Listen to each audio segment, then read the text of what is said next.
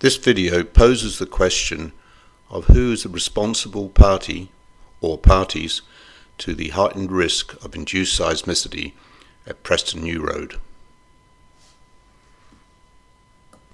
The relevant issue is not the traffic light system. The traffic light system limits on seismicity is basically irrelevant. What is relevant is the injection pressures should not exceed overburden pressure.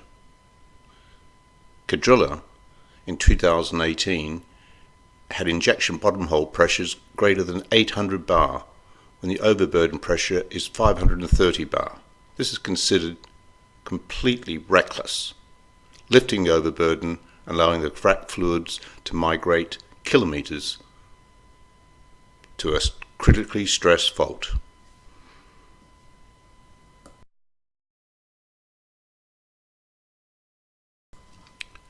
GeoSierra conducted a review of the Priest Hall well stimulations in 2016, and this review was posted on their website in March 2017 after Halliburton and GeoSierra didn't want to pursue UK onshore shale plays.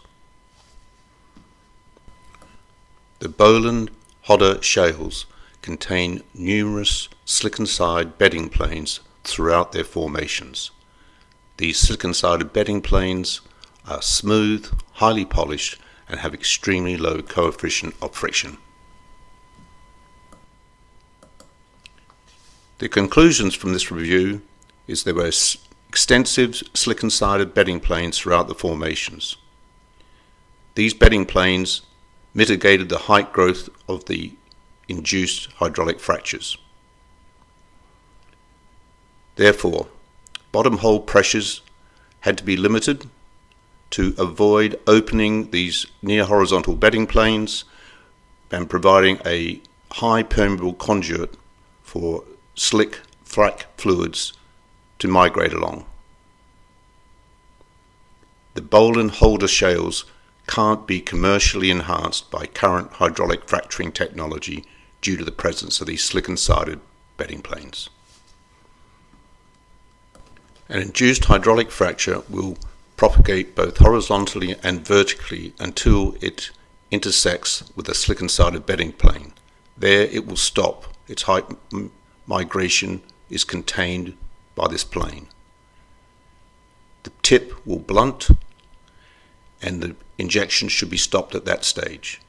If the injections are continued, bottom hole pressures will rise and rise sufficiently and exceed overburden pressure, opening the bedding planes, providing a high permeable fluid conduit for the slick frac fluids to migrate, thus heightening the risk of induced seismicity.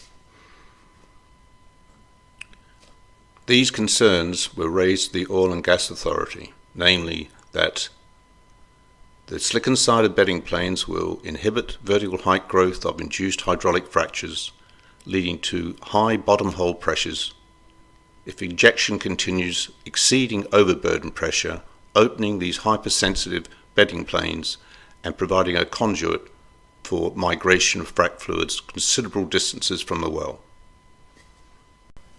To avoid this heightened risk of induced seismicity, bottom hole pressure and tilt meter monitoring must be installed and provided limits on so that the overburden is not lifted, creating this heightened risk.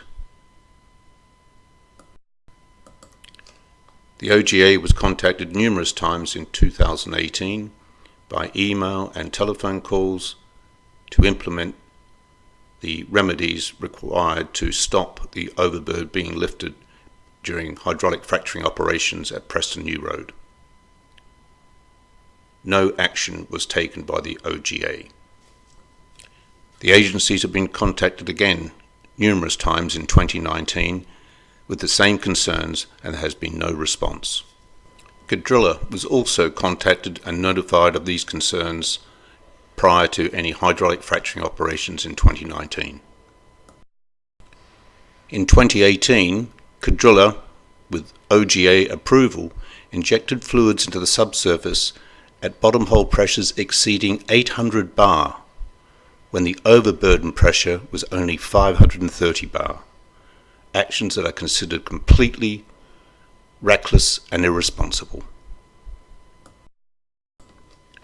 So who is responsible for this heightened risk of induced seismicity at Preston New Road that could have been easily remedied by bottom hole pressure and tilt meter monitoring? Is it solely Controller, or due to lack of action is the responsibility of the Oil and Gas Authority and Controller? Thank you for your time.